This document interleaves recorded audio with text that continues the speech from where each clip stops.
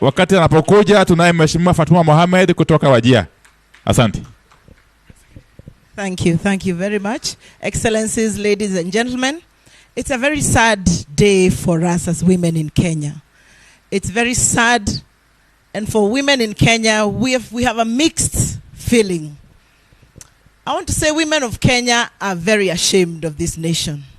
We are ashamed to be called mothers of a nation so indisciplined, of a nation that has displayed such disrespectful, distasteful language.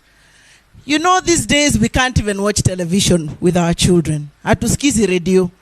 Because ukisikiza radio, unamsikia a whole minister akitusi, akiwachilia maneno kubwa kubwa. And we want to call upon this government, illegitimate as they are, to remember that we have our children that we are nurturing in our families. We are ashamed to be called women of Kenya today because we are ashamed to listen to our leaders.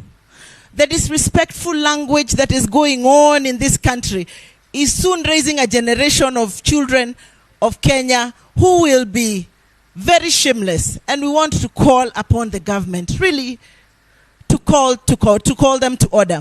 We want to call upon all of us to have what we call hygiene in politics. We want to call upon this nation to arise and become the nation that was left to us by our forefathers. Oh, how our forefathers are rolling in their graves. Marehemu Jomo Kenyatta, when he hears that a president can be congratulating police when they shoot our children. Shame on you, William Ruto. Shame on you once again. Women of Kenya are hurting. We are grieving. We have had a list of our children. Children who, out of no fault of their own, all they did was going to ask the government that they are hungry. We want to ask William Ruto, what do you want us to tell our children? Watoto wetu wanatuuliza, mama, leo tutakula nini? And we have nothing to give them. Over and above that, you have gone and started mocking our sufuria. And I want to congratulate the Honorable Kioni for being shameless about the sufuria. The sufuria is what unites our families as women. The sufuria is what feeds our children. These days, wanasema, ati walitupatia fertilizer. We want to tell William Ruto and his government, hatukuli fertilizer. You gave us fertilizer, but we had already fed our children with the seeds.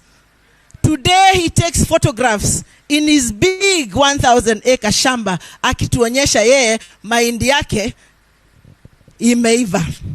Sisi kwetu as women of Kenya, our children are still hungry.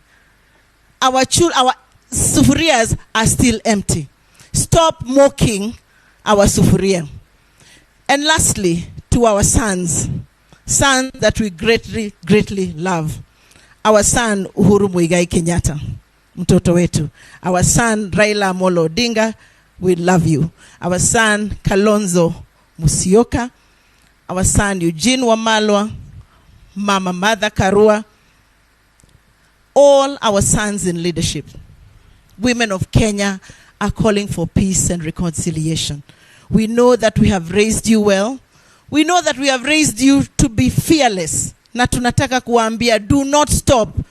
Keep the pressure going because our children are hungry. Watoto wetu wanatuuliza hakuna school fees. Watoto wengine wanaenda shule, sisi kwa nini tuko nyumbani? So for our sons, do not stop. We have raised you to be fearless. But at the same time, extend a hand of reconciliation because our children want a peaceful nation where they can grow. Our children want a nation where they can be fed. And we pray that the tears that the Kenyan mothers are crying today become a curse to William Ruto and his government.